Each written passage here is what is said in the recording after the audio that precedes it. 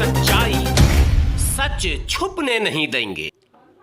नमस्कार, आदाब। देश की सच्चाई में आपका स्वागत है। बहुत बड़ी खबर लगातार कई राज्यों से आती चली जा रही है। चुनाव जब 5 राज्य में हो रहे हैं, दूसरे चरण के मतदान कल संपन्न हुए, लेकिन मतदान के बाद एक बड़ी बहस छिड़ गई पूरे देश में कि क्या ईवीएम को लेकर जो शंकाएं व्यक्त की जा रही थी वो सिद्ध हो गई इस चुनाव में।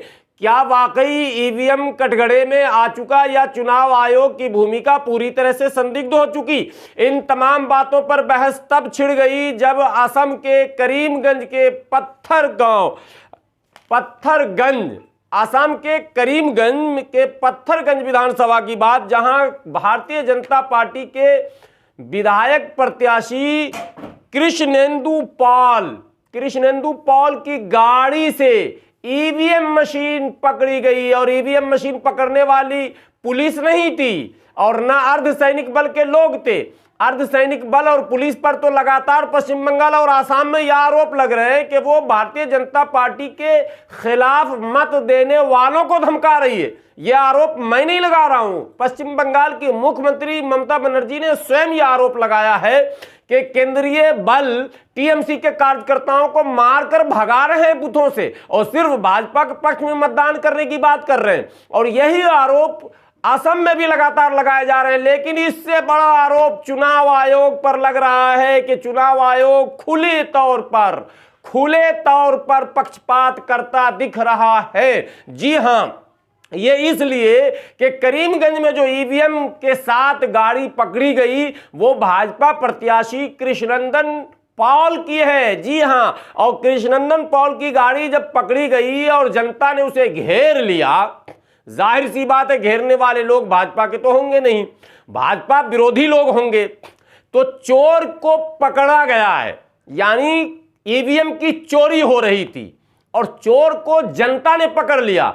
तो पुलिस की भूमिका क्या होनी चाहिए, यह भी एक बहस का विषय है। लेकिन बताया यह जा रहा कि पुलिस ने लाठी चार्ज किया और गोली चला दी और लोगों को तितर बितर कर दिया। बहुत सारे लोगों को चोटें लगी, गिरफ्तारियों की भी बातें सामने आ रही है। और यह सब कुछ इसलिए किया गया कि जनता केवल लोकतंत्र की सुरक्षा करने के लिए एक लोकतंत्र की प्रहरी के रूप में खड़ी हो गई थी। और वो जो लोकतंत्र के लुटेरे थे, जो चुनाव आयोग का संरक्षण जिनको प्राप्त था, यह अब कहा जाएगा, इसलिए कि चुनाव आयोग ने जो सफाई दी है वो बिल्कुल हास्यास्पद है। और एक आम साधारण सा व्यक्ति भी केवल हंसने के और कुछ नहीं कह सकता। मैं सफाई बता रहा हूं चुनाव आयोग ने क्या दिया।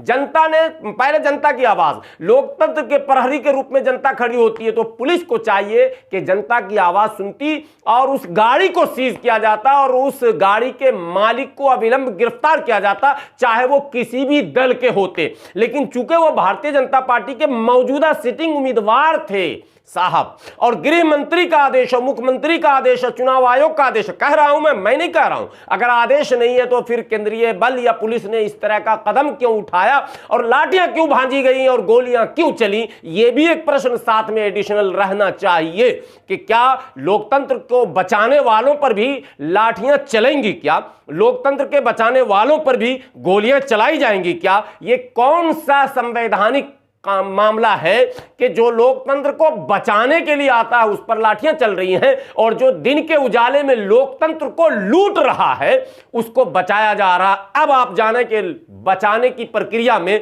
सबसे पहले सामने आया चुनाव आयोग, भारत का वो चुनाव आयोग जिस पर निरंतर 5-7 वर्षों से लगातार आवाजें उठाई जा रही हैं और देश की राजधानी दिल्ली में सैकड़ों प्रदर्शन और धरने हो चुके हैं। फिर भी चुनाव आयोग ने बिल्कुल ठान लिया है कि हमें कुछ किसी का नहीं सुनना है, हमें सिर्फ सरकार का सुनना। चुनाव आयोग सफाई ये दे रहा है कि चुनाव आयोग की जो गाड़ी थी जिस पर मशीन जा रही थी, ईवीएम, एक ही मशीन जा रही थी सिंगल। चुनाव आयोग आजकल एक मशीन लेकर एक बूथ पर जाता है, एक मशीन, जबकि मशीनें कितनी लगती है ये मैं आपको बताने की जरूरत नहीं, आप सभी लोग जानते हैं एक बूथ पर कितने मशीन होते हैं। लेकिन चुनाव आयोग के पास पैसे इतने हैं कि एक गाड़ी सिंगल एक मशीन को लेकर जाती है। तो एक ईवीएम मशीन चुनाव आयोग लेकर जा रही थी और वो गाड़ी खराब हो गई थी। पहले यहां रोकता हूं, गाड़ी खराब क्यों हुई, सवाल नंबर 1। जब करोड़ों और अरबों रुपए चुनाव आयोग को दिए जाते हैं चुनाव संपन्न कराने के लिए और महीनों पूर्व चुनाव आयोग एक एक्सरसाइज करती है कि सुसज्जित, सुव्यवस्थित, संवैधानिक और शांतिपूर्ण मतदान की सारी तैयारी कैसे की जाएगी। तो वो कौन सी तैयारी हो रही थी? सिर्फ पुलिस को ट्रेनिंग दी जा रही थी कि भाजपा के अगेंस्ट वोट डालने वालों को रोका जाए, यह तैयारी हो रही थी? या तैयारी का मतलब है ईवीएम को कैसे सुरक्षित, सुसज्जित और सही ढंग से मतदान केंद्र तक और मतदान केंद्र से वोटिंग के उपरांत स्ट्रांग रूम तक और स्ट्रांग रूम से काउंटिंग तक पहुंचाने की जिम्मेदारी असल में चुनाव आयोग की है और शांतिपूर्ण मतदान कराने की जिम्मेदारी चुनाव आयोग की है और राजनीतिक दलों पर लगाम लगाने की जिम्मेदारी चुनाव आयोग पर है। और राजनीतिक पार्टियां अपने मन से कोई काम न करें, चुनाव आयोग उसके लिए एक रूल बनाती है जिसको आचार संहिता आप कहते हैं। ये चुनाव में आप खूब जिसको आप इस नाम से जानते हैं, ये एक रूल है, एक रेगुलेशन है, ये जिसका सब पार्टियों को जिस पर अमल करना है, उसका पाबंद होना है कि चुनाव आयोग ने जो रूल बना दिया वो करेंगे। लेकिन यहां चुनाव हो रहा है, एक सीट पर चुनाव हो रहा, उससे 3 किलोमीटर आगे बड़े बड़े मंत्रियों और प्रधानमंत्री तक की भी रैली हो रही है। ये चुनाव में नए नियम बने हैं अब, और एक नया नियम बंगाल में ये बन गया कि बूथ पर जो पोलिंग एजेंट होंगे वो कोई जरूरी नहीं कि उस बूथ के रहने वाले हों, वो 2, 4, 10, 20 किलोमीटर दूर से, अगर बिहार, बंगाल से, बिहार, उत्तर प्रदेश, मध्य प्रदेश से भी चले जाएं कोई बात नहीं, चुनाव आयोग है भाई भारत की, ये कुछ भी कर सकती है। अब रूल ये बन रहा है, जबकि ये कहीं से भी उचित नहीं है कि पोलिंग एजेंट का काम होता है मतदाताओं की पहचान करना। तो मतदाताओं की पहचान बाहर के लोग कैसे करेंगे? लेकिन पश्चिम बंगाल में यह रूल लागू कर दिया गया कि पोलिंग एजेंट बाहर के भी हो सकते हैं। ये तो अपनी आप में बहस का विषय है ही, न जाने किन किन मुद्दों पर बहस किया जाए। यहां तो संविधान को पॉकेट में रखने की बात होने लग गई है। बिल्कुल लगातार खुलेआम इसका उल्लंघन बड़े बड़े संस्थाओं के द्वारा जब किया जाएगा तो क्या स्थिति बनेगी, ये आप लोगों को सोचने का विषय है। अब बंगाल में, आसाम में जो चुनाव आयोग ने तर्क दिया कि चुनाव आयोग ईवीएम को अपनी गाड़ी से लेकर जा रही थी, गाड़ी खराब हो गई, ये इत्तेफाक है, गाड़ी खराब हो गई। सैकड़ों गाड़ियां सुरक्षा बलों की चलती रहती हैं, सैकड़ों गाड़ियां SDM, DM, ADM, BDO, CEO, थाना प्रभारी, एसीपी, एसपी, डीवाईएसपी, हजारों गाड़ियां जिला में चलती हैं जो प्रशासन की गाड़ियां होती हैं। चुनाव आयोग को कोई गाड़ी नहीं मिली, किसी का नंबर ही नहीं था चुनाव आयोग के पास कि फोन करके डीएम, एसपी, थाना प्रभारी, एसडीएम किसी को भी बुला लेती। नहीं भाई, किसी का नंबर रखा ही नहीं जाता, चुनाव आयोग खुद ही काम कर रही है। तो चुनाव आयोग ने वहां के भाजपा प्रत्याशी को बुलाया और उसकी गाड़ी पर मशीन ले जाए। चुनाव आयोग का तर्क यह है कि एक प्राइवेट गाड़ी आ रही थी, मैंने उससे लिफ्ट ले लिया साहब, और दुर्भाग्यवश वो गाड़ी भाजपा प्रत्याशी की निकली। साहब, चुनाव के दिन प्रत्याशी की गाड़ियों में एक वो चिपका रहता है, चुनाव आयोग का पर्चा चिपका रहता है परमिशन का, और अगर वो नहीं चिपका हुआ है तो इसका मतलब है कि वो फर्जी गाड़ी चल रही है। चुनाव आयोग से अब 2 सवाल, अगर उस प्रत्याशी के परमिशन का पर्चा उस गाड़ी पर चिपका था तो फिर ये संयोग कैसे हो गया, ये प्रयोग हुआ या संयोग हुआ, ये जवाब चुनाव आयोग को देना पड़ेगा। और पर्चा नहीं चिपका था तो फिर गैर कानूनी वो गाड़ी चल क्यों रही थी, ये भी सवाल चुनाव आयोग से किया जाएगा।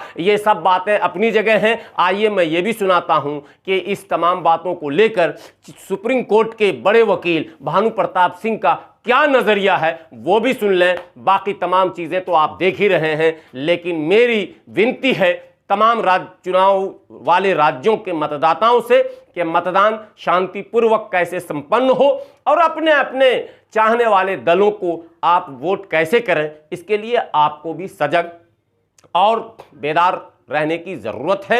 आपको भी संविधान बचाने की जिम्मेदारी आप पर भी है, माहौल को बेहतर रखने की जिम्मेदारी आप पर भी है। आप किसी भी दल में हो, किसी भी नेता के आप चाहने वाले हों, लेकिन आपका पहला कर्तव्य है कि भारत की संविधान की जो व्यवस्था, संवैधानिक व्यवस्था है, उसको बनाए रखना और बचाए रखना, ये काम पहले करना है, फिर आपको मतदान करना है। आपसे विनती है कि आप मेरे इस चैनल को ज़्यादा से ज़्यादा सब्सक्राइब करेंगे, वीडियो को ज़्यादा से ज़्यादा शेयर करें ताकि ये सच्चाई दूर तक पहुंच सके।